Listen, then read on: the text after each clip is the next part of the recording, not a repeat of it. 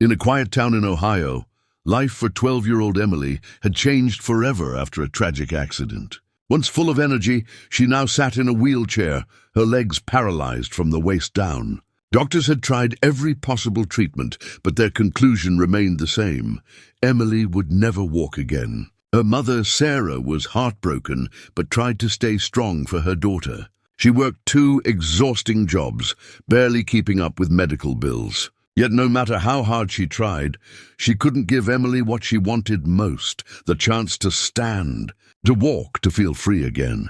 One afternoon, Sarah's old car broke down on the way home from Emily's physical therapy session. Frustrated and worried, she managed to push it into a small auto repair shop on the corner of the street. The shop belonged to Jake Miller, a hard-working mechanic in his 30s who was known in the community for his honesty and kindness. As Jake checked under the hood, his eyes caught sight of Emily sitting in her wheelchair, sketching something in her notebook with intense focus. Her face lit up when she drew, almost as if she was escaping her reality for a little while. Curious, Jake leaned down and asked Emily what she was drawing. She blushed a little, hesitated, and then explained softly that she liked to imagine machines that could help her walk again. In her notebook were rough sketches of robotic legs and strange-looking braces. Jake was surprised at her creativity, but more than that, he was touched by her hope. Most kids in her situation would have given up dreaming, but here she was, designing her own miracles. Jake looked at her and said, "You're an inventor at heart." Emily smiled shyly, but her mother's eyes filled with tears. That evening, long after Sarah and Emily had left, Jake sat alone in his garage, staring at an old pile of scrap metal and car parts. Emily's words echoed in his head.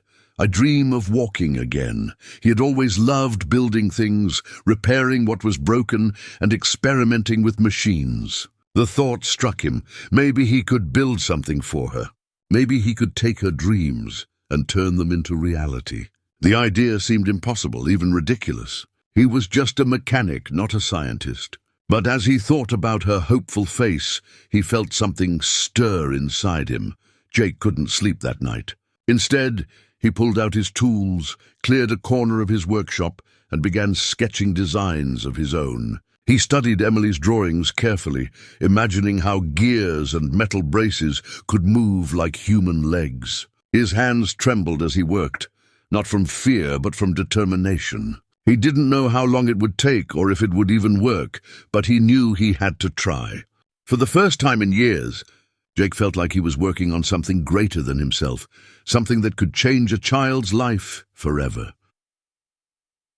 Weeks turned into months as Jake poured every ounce of energy into his secret project. He worked during the day fixing cars to keep his shop open, and then spent long nights in the back room building a strange-looking machine. Using car parts, bicycle chains, and pieces of old medical braces, he slowly created what looked like a mechanical exoskeleton. His friends thought he had lost his mind, and some even joked about his robot legs, but Jake didn't care.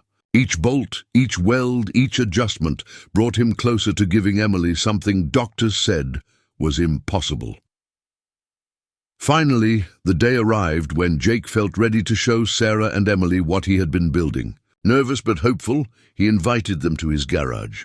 Emily's eyes widened when she saw the metal frame standing tall in the middle of the room. It looked strange, bulky, and a little scary, but Jake knelt down beside her wheelchair and explained gently how it worked. "This machine can move when you move," he said.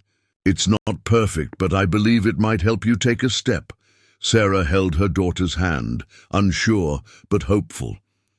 Carefully, Jake and Sarah helped Emily into the exoskeleton. He strapped her in, tightened the supports, and adjusted the gears with steady hands. Emily's heart pounded as she stood upright for the first time in years, supported by the device.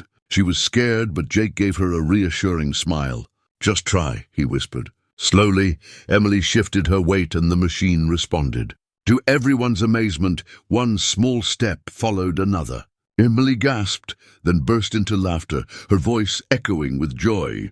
Sarah covered her face, tears flowing freely as she witnessed the miracle. News of Emily's first steps spread quickly through the community.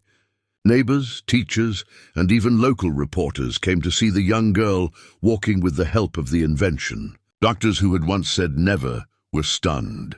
They examined Jake's creation with disbelief, amazed at how a simple mechanic had done what experts couldn't. People began calling Jake a hero, but he refused the praise. "I'm no hero," he said softly. "I just fix something broken. That's what I do." Emily's strength and courage did the rest. His humility made people respect him even more. For Emily, those first steps were just the beginning. With Jake's invention, she continued practicing until her movements became steadier and more confident. She started going to school again, no longer feeling trapped by her chair. Every step she took inspired others who faced struggles of their own. Sarah never stopped thanking Jake, telling him he had given her daughter back her childhood.